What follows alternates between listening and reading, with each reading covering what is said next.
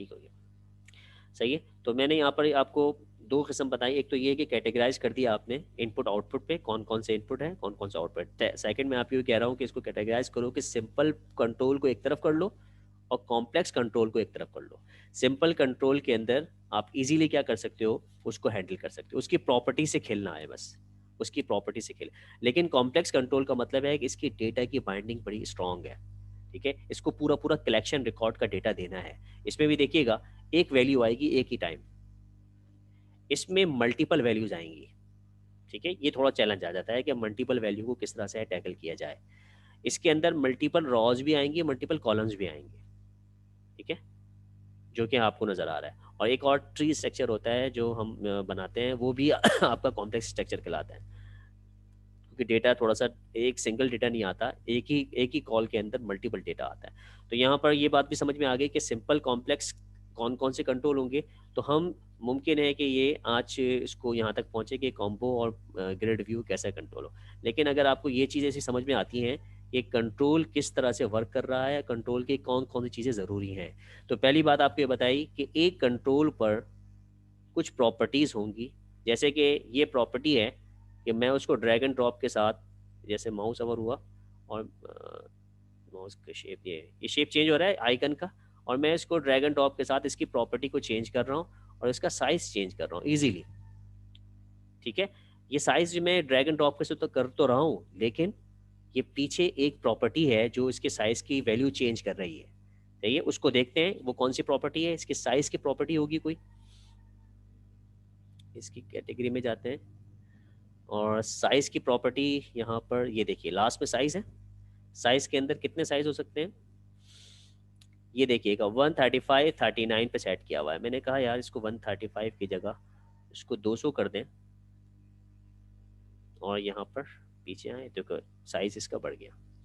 और अगर मैं यहाँ पर ड्रैग एंड ड्रॉप कर रहा हूँ तो एक्चुअली हम इजी हमें कर दिया गया है कि आसानी से आप, ये देखिए ये क्या हो रहा है, ये लोकेशन चेंज हो रही है इसकी। अब लोकेशन चेंज का मतलब है कि ये पहले यहाँ पे इस एक्स वाई पे था, अब ये इस एक्स वाई पे आ गया है। तो इसका मतलब है कि लोकेशन की कोई प्रॉपर्टी होगी जो अभी चेंज हो रही होगी, ठीक है। तो यहाँ लोकेशन की देखिएगा, ये लोकेशन को 24 और 13 लिखा हुआ है। अब जैसे ही मैं इसको ड्रैग एंड ड्रॉप करके ऊपर नीचे करता हूँ तो नीचे जैसे इसको मैं छोड़ दूंगा वहां पर वैल्यू चेंज हो गई 42 और 49, ये सबको नजर आ रहा है। तो एक सबसे बड़ा इसका समझने के लिए आसान तरीका यही है कि हर कंट्रोल की कुछ जनरल प्रॉपर्टीज होंगी और कुछ होगी स्पेसिफिक, बस प्रॉपर्टीज का चैप्टर खत्म, अगर ये बात समझ में आती है, ठीक है। जैसे कि अभी मैंने कहा कि टैक्स है तो टैक्स भी सबकी जनरल प्रॉपर्टी है, सबका टैक्स होगा। इसी तरह HTML के अंदर हम उसकी आईडी और नेम लिखते थे, तो वो एक ऐसी प्रॉपर्टी है जो सबके साथ सेम है, सबके साथ उसका नेम होगा, ठीक है। तो हम देखते हैं इसकी यूनिक, इसकी आईडी इसने क्या रखी, इसका नेम का कोई आ रहा है यहाँ पर, इसको अल्फाबेटिकल ऑर्डर कर देते हैं, नेम एन, ये रहा, ठीक है, ब्रैकेट में लिखा हुआ है, ये इसकी आईडी है, नेम है, इसी से ये कॉल होगा, जैसे कि हम HTML में करते थे। जैसे कि आपको मैंने स्टार्ट में IICT वालों को बताता था कि जब भी किसी कंट्रोल का, जब भी किसी टैग का नाम रखो तो उसकी प्रीफिक्स जो है वो उसके कंट्रोल का नाम होना चाहिए। अब ये कंट्रोल बटन है तो BTN का नेमिंग कन्वेंशन इस्तेमाल करें, और किस मकसद के लिए इस्तेमाल किया है, सबमिटने के लिए। ये स्टैंडर्ड वे है, ठीक है। सॉफ्टवेयर हाउस में इसी पैटर्न पे चलाते हैं कि आप जब भी बड़ी एप्लीकेशन है, एक फॉर्म के अंदर आपने 16-20 बटन इस्तेमाल किए हुए हैं, तो अगर आपने बटन 1 बटन 2 बटन 3 करके रख दिया तो वो थोड़ा सा डिस्टर्बिंग हो जाती है। तो हम क्या करते हैं, नेम की प्रॉपर्टी इस्तेमाल करते हैं और इसकी वैल्यू देते हैं BTN सबमिट, ओके। ये है, ये कंट्रोल है, इसका भी नेम है, क्योंकि ये नेम ऐसी प्रॉपर्टी है जो जनरल प्रॉपर्टी है, वो सबके साथ सेम होगी। इसका भी नाम देखिए टेक्स्ट बॉक्स है, टेक्स्ट बॉक्स में TXT, और आपके पास ये यूज़र है, आपने यूज़र का नाम रख दिया। ये लेबल है तो LB करके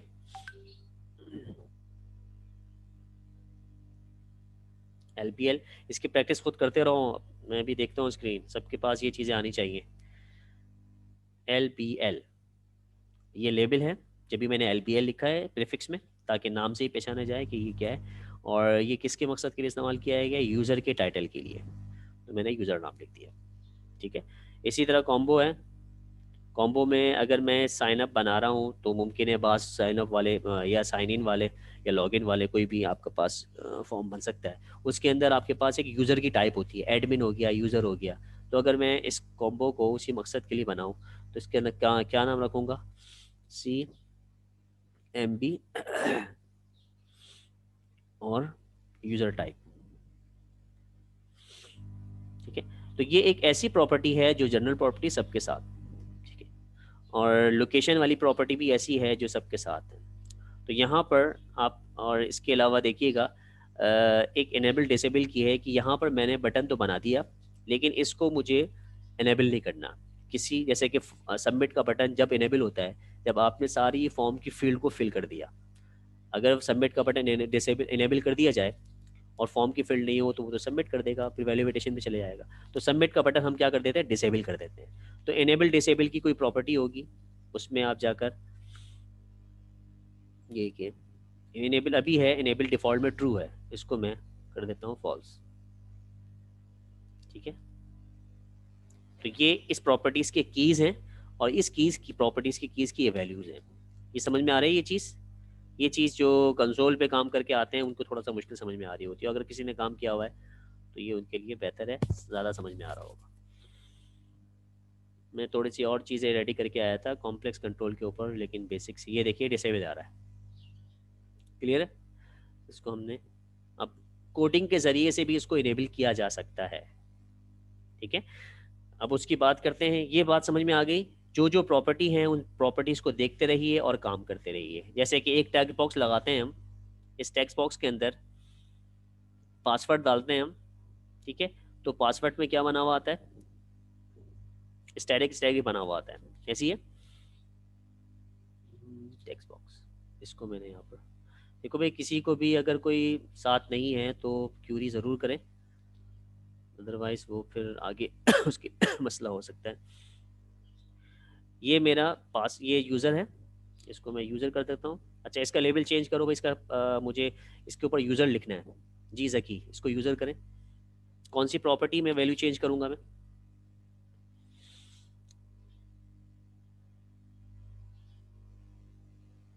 राइट कहाँ चले गए, राइट क्लिक करके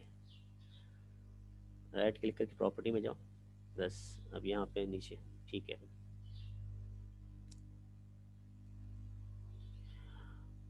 और ये सही लिखा है आपने, यूज़र नेम, ठीक है। और ये तो डिस्प्ले है ना, डिस्प्ले कोई भी करवा लें आप। और दूसरा जो हमने पासवर्ड के लिए टेक्स्ट बॉक्स लिया है उसका भी नेम चेंज कर दें, नेम चेंज कर दें। ये तो टेक्स्ट है, इसका आईडी जो लिखनी है हमें यूनिक नेम बताना है सबसे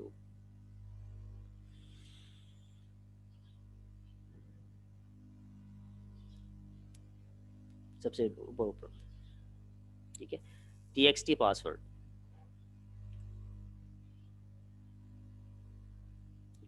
जो भी नया कीवर्ड शुरू हो उसका पहला लेटर कैप कर दें, पी को कैप कर दें, या पी और टैक्स के दरमियान में अंडरस्कोर डाल दें, ये।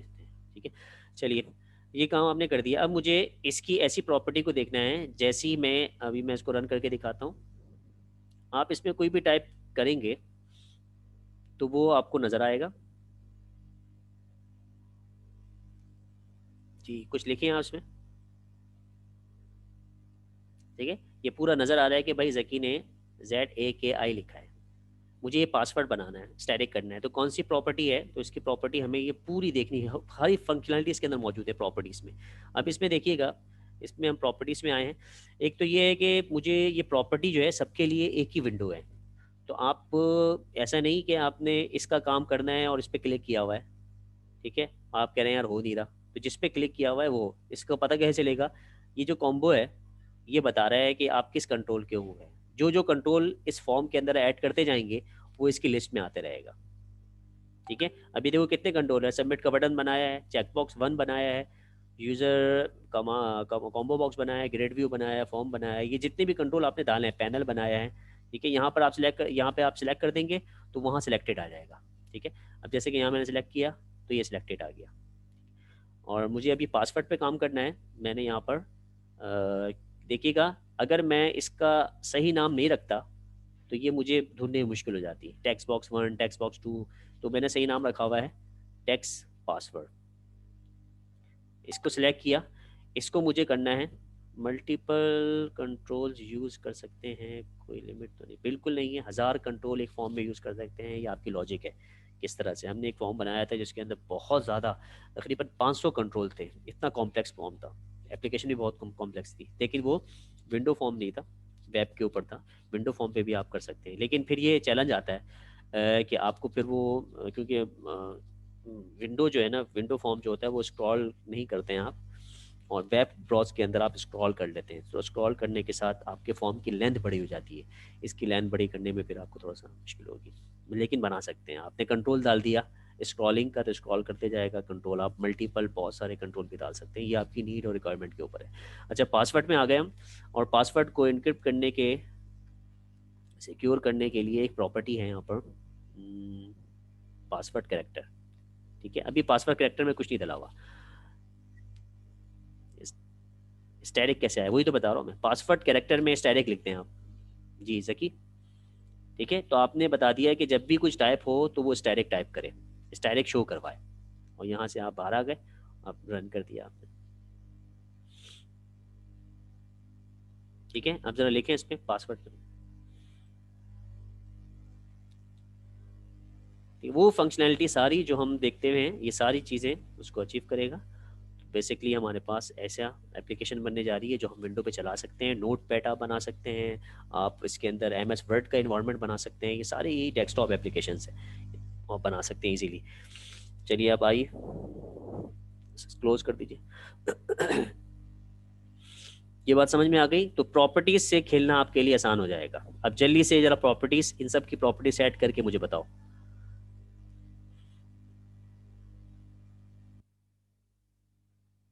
ठीक है, एक एक करके मुझे बताएं। आप भी इसमें एडिटिंग कर लें, हर एक का नाम, जो कंट्रोल दिए इसके अलावा भी कोई कंट्रोल है वो भी डाल दें। जकी, शो पासवर्ड कैसे करेंगे, शो पासवर्ड कैसे करेंगे, जो वो आइस बनी हुई आती है, ये कह रहे हो? हाँ, वो उसके लिए फिर एक नई फंक्शनलिटी, आइस भी एक अलग से कंट्रोल होता है, वो बटन बना हुआ होता है, उसको इमेज डाला हुआ होता है उसका, आई आई का। उस पर क्लिक करते हैं तो क्लिक के ऊपर वो फंक्शनलिटी काम कर रही होती है। अभी हम उस क्लिक इवेंट पे नहीं गए हैं, अभी हम सिर्फ प्रॉपर्टीज पे गए हैं। ठीक है, फिर जब इवेंट पे जाएंगे तो हम फंक्शनलिटी देख सकते हैं इसकी। इसको मैं सिर्फ ये कह सकता हूँ कि जिस तरह से आपने इसकी,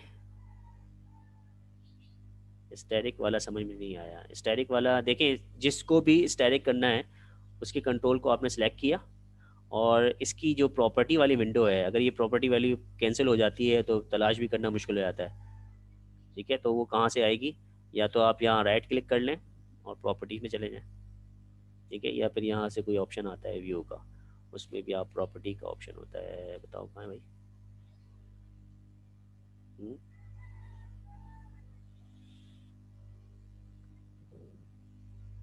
जी, कौन सा है वर्जन, कौन सा है आपके पास? प्रॉपर्टीज़ की विंडो नहीं आ रही है, हाँ देखो ज़रा, ये कहाँ पे आ गया?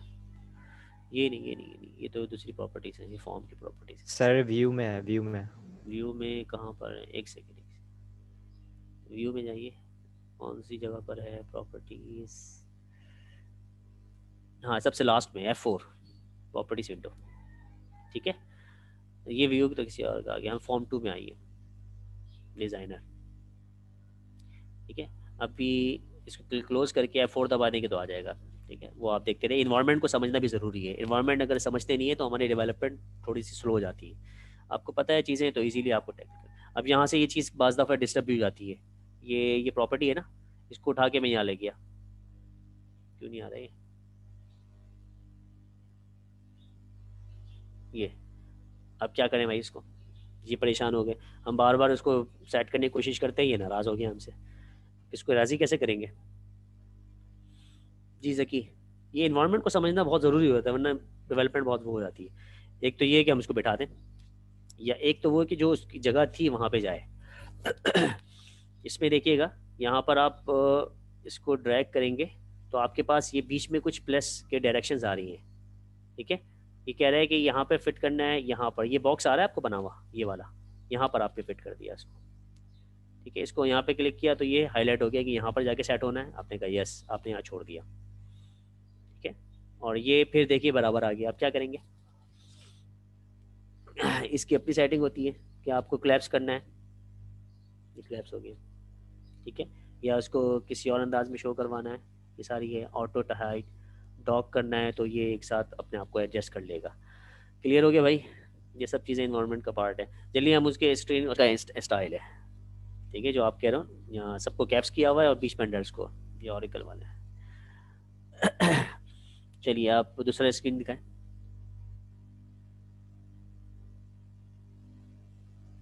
जी स्टॉप कर लें। क्या नाम है आपका? सादिक, ठीक है जी। स्क्रीन शेयर करवाएं। और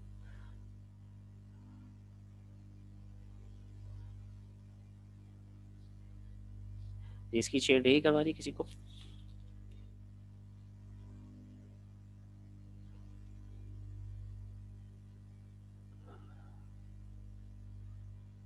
जी आपका भी है, ठीक है। किसी कंट्रोल पे चेक बॉक्स पे क्लिक करो। चेक बॉक्स इसका, अच्छा इस चेक बॉक्स पे ये किस चीज़ का चेक बॉक्स है? ये अगर आप कह लो कि इज स्टूडेंट करना है इसको, इसका लेबल चेक बॉक्स जो आ रहा है ना नज़र फॉर्म के ऊपर, इसको मुझे करना है इज स्टूडेंट और नॉट। तो मुझे चेक बॉक्स 1 जो लिखा हुआ आ रहा है इसको चेंज करना है। कहाँ चेंज करूँगा? सब देख लें, यहाँ चेंज नहीं होगा, यही होगा, यही होगा। और ये नाम भी सही नहीं लिखा आपने, ये टैक्स पे चेंज होगा इसकी। टैक्स पे जाओ, हाँ यहाँ लिख दो इज स्टूडेंट। ये इससे हम पूछ रहे हैं फॉर्म भरने के पहले, ये चेक बॉक्स क्लिक करेगा तो इसका मतलब स्टूडेंट है, ठीक है, क्वेश्चन मार्क की जरूरत नहीं। और अब इसका चेक, इसका नेम क्या होना चाहिए?